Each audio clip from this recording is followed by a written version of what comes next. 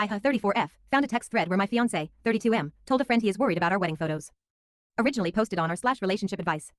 My fiancé Dave and I have been dating 2 years and live together. Earlier today I was using his iPad to watch a show in our room because I wasn't feeling well and we don't have a TV in our room. We don't use the iPad much, maybe a couple times a month. While I was watching he was getting texts from a friend of his mic. The banner just said text message so I kept swiping up but they were coming on so fast. At one point I accidentally opened the text convo. So to start I'm not a beauty. It doesn't mean I'm not confident though. There's rarely a day that goes by where I look in the mirror and am unsatisfied with my appearance. How people treat women who do not fit any mold of attractiveness is a story for a different day, but I've often been referred to as a starter girlfriend or stepping stone and that my exes had no confidence since they chose to date me, or were closeted, and every guy I've ever asked out has always said no. I'm not someone to date just to date, I don't chase guys anymore, generally I've stayed away from dating. It took some time to trust that someone was interested in me and wasn't going to drop me when someone better came along. So the texts were Dave sending pictures of me to his friend trying to figure out what my best angle is. Mike said that my left side is tolerable I guess, if anything you should tell the photographer to focus on that side. Dave expressed his frustration like, I think I do want to marry her but maybe you're right, just ask the photographer to edit some things here and there. And Mike said, it would make you both feel better. Maybe just have photos of her straight on since she looks best that way. I was more offended than hurt, and I'm still more offended than hurt. I know I'm not attractive but to say I need editing in my own wedding pictures is so rude and demeaning. I took screenshots with my phone and handed the iPad back to Dave so the first thing you see when you open it is the conversation. He asked me how the movie was and I told him it was great, then we had lunch. I wear my heart on my sleeve and he knew immediately something was up and kept pestering me about it. I kept saying I was still feeling off but he kept asking.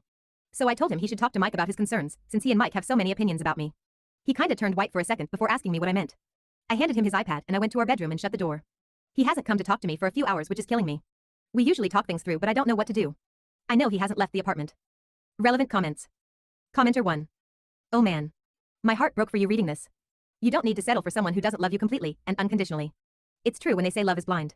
Someone who truly loves you wouldn't be worrying about how you will look in your wedding photos, and he absolutely wouldn't be allowing his friend to put you down for your looks. I know the thought of spending your life alone is scary and depressing, but trust me, it is way better than spending your life in a bad relationship. You deserve so much better. Commenter 2. I've typed out the beginning of several replies, OP, hoping I could be reasonable, but honestly, I'm just so fucking pissed for you. You deserve someone who has more respect for you than to discuss behind your back how best to make you palatable in his wedding photos. You deserve someone who thinks you're gorgeous all of the time, regardless of what society at large thinks. You deserve someone whose only concern for your looks in the wedding photos, and every day for the rest of ever, is whether he's lucky enough to be the reason for the huge, lovely smile that's gracing your face. I don't know if you can forgive him, or whether you even should. But I do know you deserve better than to be treated like someone's accessory. Commenter 3. I think I want to marry her? What the hell does that mean? Commenter 4. He's settling for someone he thinks is his inferior. Why that is I can't imagine, unless he was hoping she would be too afraid of being alone to leave him. His attitude is so Mr. Darcy before Hunsford. Update. There were a lot of comments, but more often than not the comments told me to leave and how I don't deserve him. And all that. We had a civil conversation, our first for a while, and he told me he had been wanting to break up for a while but didn't think it was right. Apparently he cares about me but had been wanting to break up for a while, but he felt bad. And said he doesn't know how to handle criticism about our relationship from other people. So I took that advice and left.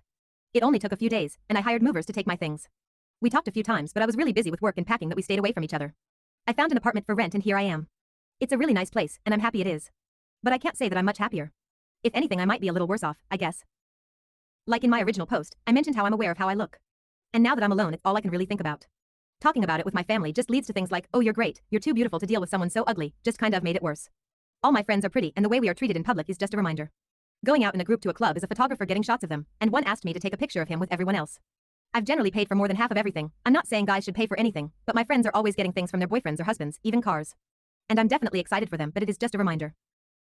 I've been trying to work out more because I gained about 20 pounds since we started dating, so I work out some but more often I snooze my alarm. There is a novel I am trying to write and I've gotten some written but I am having trouble staying motivated. I read and then I get inspiration and write like 200 to 400 words once or twice a day which is good so far. I found my 360 and have been playing Oblivion again, lol. And I draw a little. But my apartment is an absolute mess. And like I don't miss him or anything, it's actually quite nice being on my own. But I am just so sad. I don't have a distraction maybe? I can't really put my finger on it. But overall I am doing well. Everyone was right about leaving him, because we'd both grown pretty agitated with one another and it was reaching a breaking point. Living alone has helped a lot.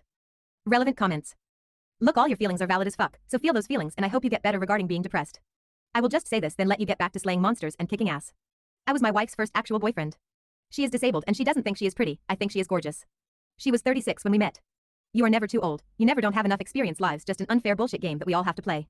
Enjoy this time to yourself, use it to remember why you do kick ass, so that when you meet the right person, you love yourself, which is the only way you will be capable of fully loving someone else.